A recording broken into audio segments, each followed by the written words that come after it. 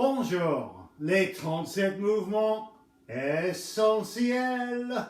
Mouvement numéro 36. Bandez l'arc et tirez le tir.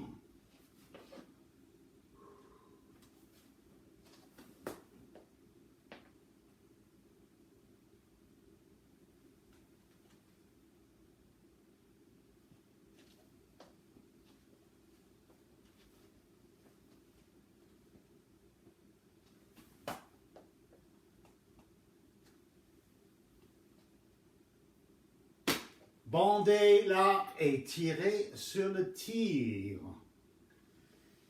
qui suit balai le lotus, paré à droite et change le point. Bon, bienvenue. Cet 36e mouvement est aussi difficile comme les deux ou trois derniers mouvements sont complexes, profondes, et puis pas facile d'expliquer. Donc l'élément visuel est important ici, messieurs, dames, pour que vous puissiez voir un petit peu le mouvement de vague ici. C'est ça qui est le plus important. OK? Bon, ça implique des choses comme un changement de poids très conscient, très net. Alors, je vais essayer de décortiquer ça. Donc, vous avez déjà pratiqué, j'imagine, le mouvement précédent. Et puis, comme je vous avais déjà expliqué, ça termine avec un paré à droite. De là, on s'assoit en arrière. Et on va cibler le coin, ici. OK? Le coup va aller là. Donc, les trois correspondants sont très importants ici. Main, pied, cul de genou, épaule, hanche, pour que nous avons un alignement. Pour que si on connecte avec quelque chose, on n'est pas déséquilibré. Au contraire, on veut être vraiment stable au moment de livraison d'un coup, évidemment. Donc, ici, expire, inspire, expire. C'est très rare que je parle de la respiration, mais ici, c'est impératif. Expire, expire. Alors la vague ici, ça, tire ça, bandez l'arc. Alors, messieurs, dames, c'est quoi l'arc?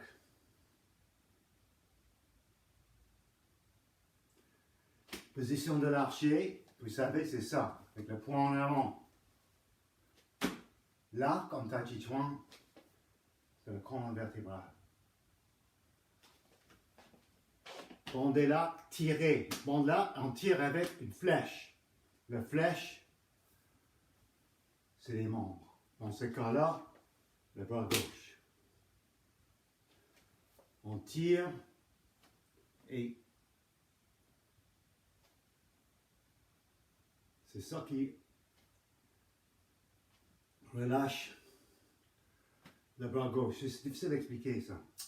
Mais ici, ce bras est plus yang que celui-là, qui est yin. À la fin, il va devenir solide, très relax, très détendu jusqu'à la fin. Tous les coups deviennent yang à la toute fin.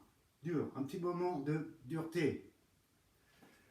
Mais il faut mettre l'emphase sur l'autre bras. Celui est plus actif dans notre esprit. Parce que lui tire, lui il sort toute seule. La flèche. OK?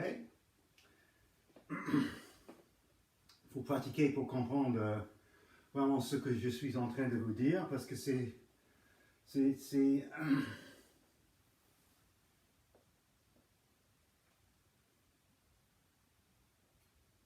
pas évident.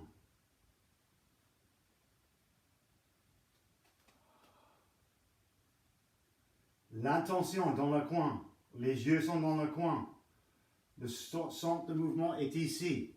Maintenant, le bras qui est la flèche. Plat ici. Plat.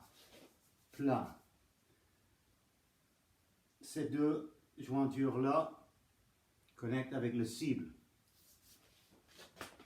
Le poignet à peu près au niveau de l'épaule. Ils peuvent monter un petit peu, qui peut être utile pour ceux qui ne sont pas très grands, qui ont un adversaire grand. Vous pouvez donc tirer plus haut, un petit peu plus haut que l'épaule, mais pas là. Sinon, vous déconnectez.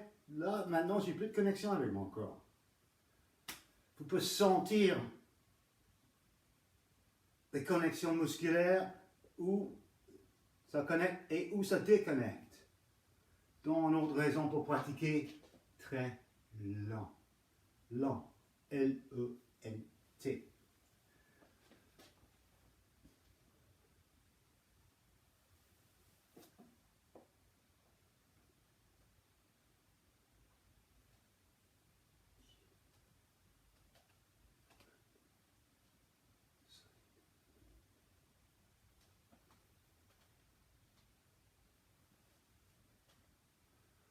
Le bras ici, normalement, il reste à peu près au niveau de sourcil, pas plus haut. Et rond ici, ça connecte à l'intérieur là. Le plus que vous avez des connexions, le plus vous allez sentir stable. Et le plus que vous allez sentir détendu. Et quand vous donnez quelque chose comme un coup, ça va avoir plus d'impact. Donc, c'est ça. Ça, c'est quelque chose qu'on peut pratiquer beaucoup. Je veux dire, répéter pour trouver une meilleure sensation, trouver des sensations de connexion haut et bas et tout. Toutes les connexions que nous avons discutées dans toutes nos études de Tai Chi Chuan, ici, on les applique. Donc voilà, c'est ça. Si vous avez le goût, vous pouvez le pratiquer les deux côtés, pourquoi pas. Donc ça, c'est le 36e mouvement, qui est presque le dernier mouvement de l'enchaînement de 108 mouvements. Alors, je ne veux pas vous montrer les suites, c'est une répétition des séquences déjà faites. Donc la prochaine vidéo sera quelque chose une vidéo sur le fin, comment terminer le 108 mouvements. Qu'est-ce qui se passe avec le Jing et le Qi à la toute fin. Donc voilà, ça c'est la prochaine. Merci de votre écoute. Je vous souhaite une excellente pratique. À bientôt. Bonne journée.